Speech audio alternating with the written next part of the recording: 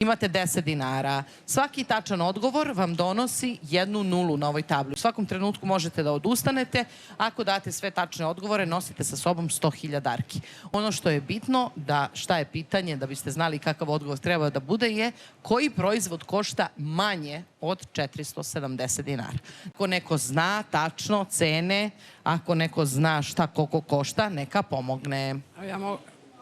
Cena za kokice iznosi 359 dinara.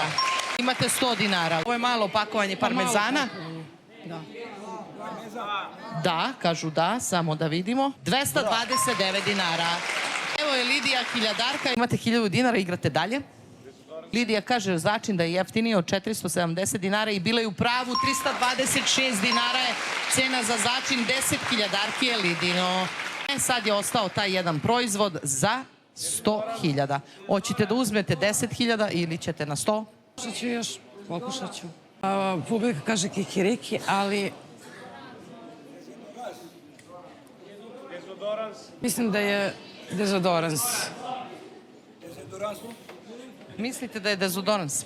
Sad ćemo da vidimo. Cena za dezodorans ili dezodorans, kao što bi Peđa rekao, iznosi 379 dinara. Lidija osvaja 100.000 darki. Ste zadovoljni? Jesam. Nadam se da vam je sad još simpatičniji ovaj moj sleng kad ste od mene pokupili 100.000.